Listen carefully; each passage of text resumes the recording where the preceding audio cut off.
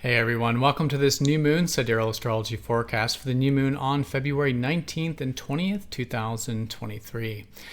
All right, so we have a new moon right on the cusp between Sunday and Monday here, and it is the beginning, of course, of the new lunar cycle, and it is going to be in progressive Aquarius, which is getting more in touch with that visionary, forward thinking, and really thinking outside the box and progressive side of ourselves. So great to set any new intentions with this around this early part of the week. See what new does arise as well, and slowly build some momentum as we do go through this lunar month.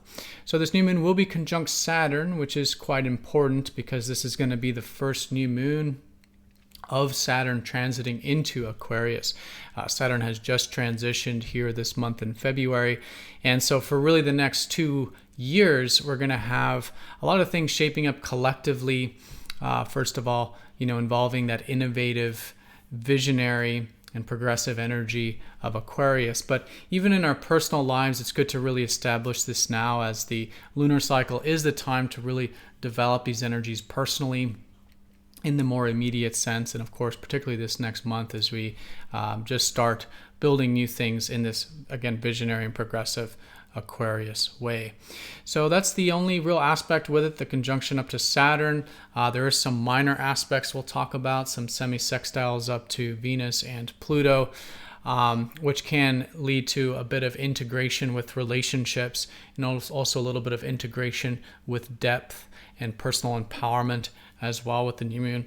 But all in all, it is going to be a new beginning with that progressive Aquarius energy, getting more in touch with that forward-thinking, innovative side, but really grounding it and building it, which is the Saturn influence. And again, for more of a long term, perhaps the next 2 years with Saturn's transit here. All right, so let's go and take a look at all of this here in more detail when we return.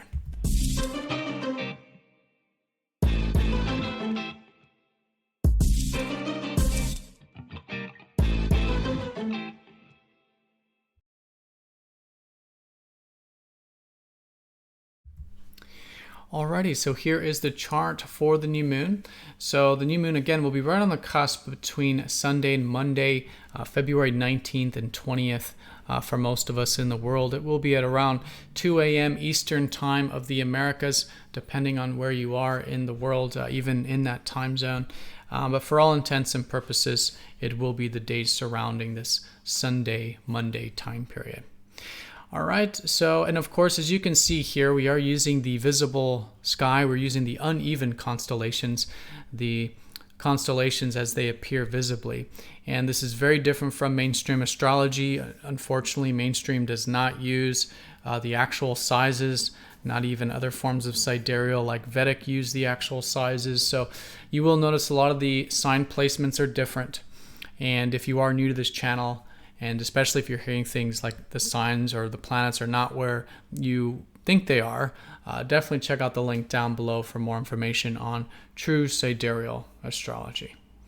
All right, so new moon, time of new beginnings. It is the lowest energy of the lunar cycle, meaning that it is good to turn a bit inward and to do a bit of a reset around the new moon.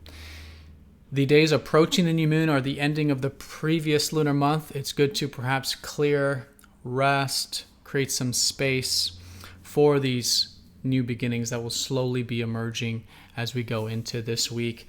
It does take time for the energy to slowly build. Once we get to about a week from now, we'll be in a much more action-oriented phase with this energy in the first quarter moon. And then 2 weeks from now, we'll have, of course, the full moon, which is the harvest of a lot of this energy, and so forth and so on. So again, lowest energy of the cycle, good to listen, good to be attuned, good to still clear, reset, see what new emerges from here.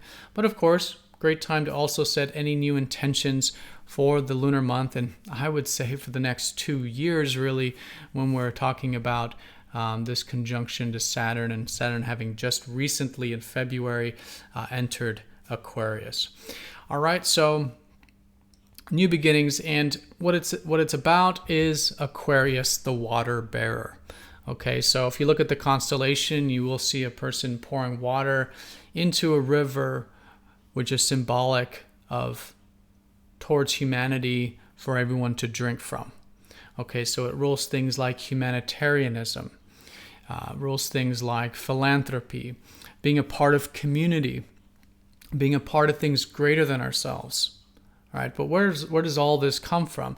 Aquarius goes deeper than that, and it's about connecting to that individuality, that individual self-expression, which then is what the world needs, right? The world needs for all of us to be connected to that individual spark, which is then, just the one piece of many pieces that contribute to the collective energies. But everyone, it's very important that everyone plays that unique role and recognizes their uniqueness, because if we're all just doing the status quo, or we're all just conforming, then there's never any change. And change only really comes from when an individual or a group of individuals challenge that status quo, when they connect more to their, individual spark and individual self-expression and uniqueness and unorthodoxy, right?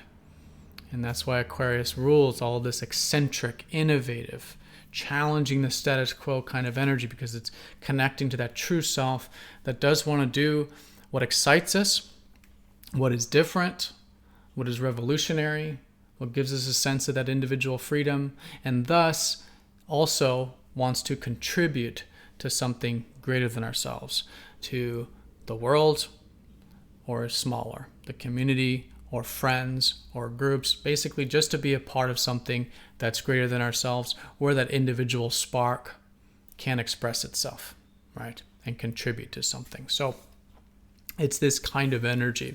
And so any new intentions you want to set around this, cultivating both more of that individual spark, individuality, individual self-expression, connecting more to what excites you, where you're guided in terms of listening to your excitement.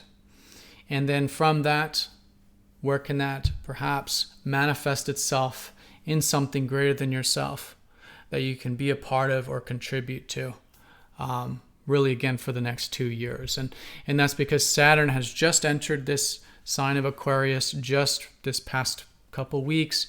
And so it's starting a 2-year transit of Saturn here, and now the first new moon activating this. So the new moon's making it personal, it's making it for the lunar month, but it's again energy that we're going to experience for the next 2 years. So great to set intentions for the next month or year, for the solar year, but also the next 2 years because of Saturn here. And noticing that there's going to be a lot of energy developing collectively. There already is now, involving Aquarius types of things, like technology, like disrupting the status quo, like individuality, individual self-expression. All of this is going to be a major theme these next 2 years. And so how can we align with that?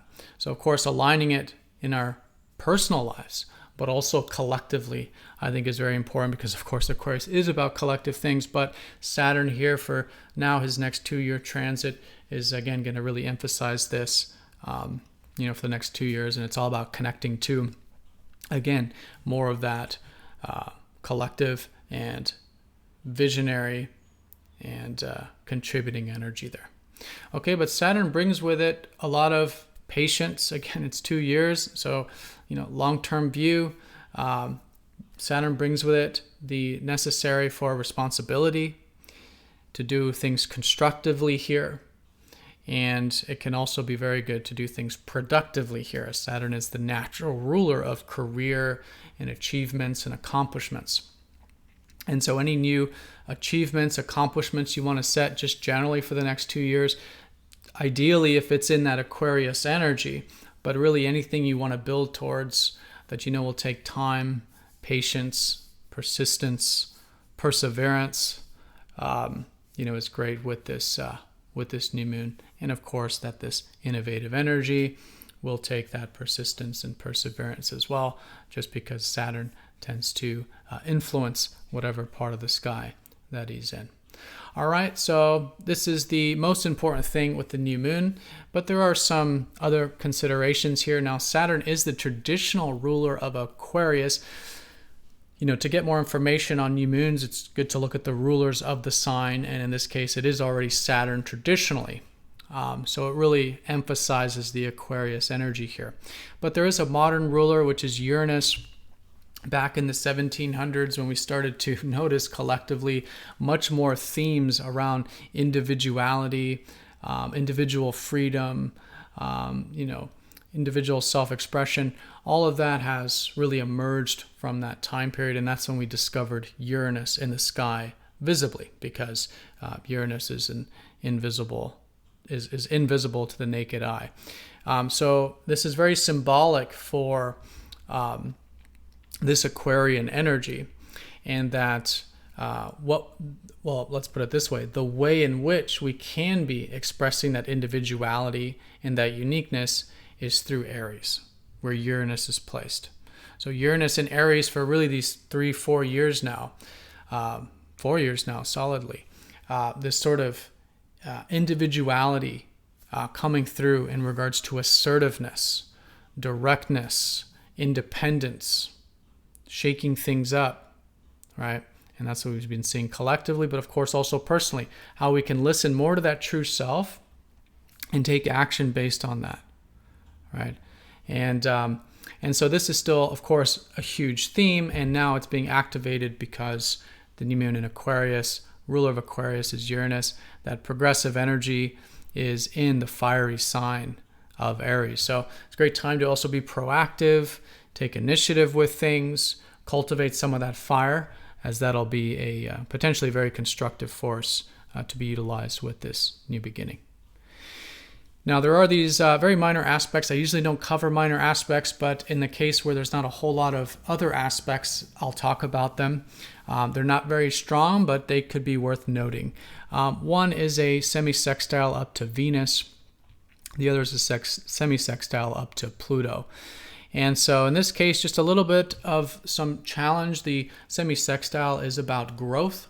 And so how can we grow into some of the Venus energy here? Now, Venus is in the next sign of Pisces, which is really good collectively to be seeing the value of going with the flow, the value of being receptive in our lives and soul guided in our life. And so good to grow into that, challenge ourselves a bit to connect more with that soul guided, spiritual, going with the flow, what's soul important to us energy.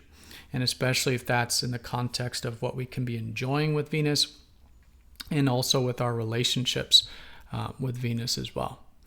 Now, the semi-sextile up to Pluto, who is finishing Sagittarius, that's another very important collective energy that we have, but that'll be mostly next year, starting when Pluto starts to enter Capricorn in true Sidereal Astrology. Again, the last time this happened was actually in the late 1700s. But anyways, Pluto with a semi-sextile suggests that it's good to grow into a bit of that personal empowerment as well.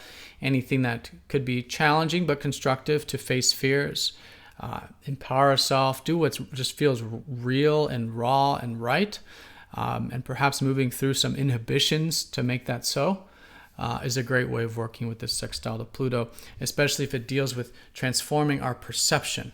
Pluto's been transforming the collective and personal perceptions in Sagittarius. And so for many years, this has been transforming, and now as he's finishing, it's about a sort of final transformation to perception, our beliefs, our outlooks on life. So being willing to transform those, view life, view the world, whatnot, and from a different perspective.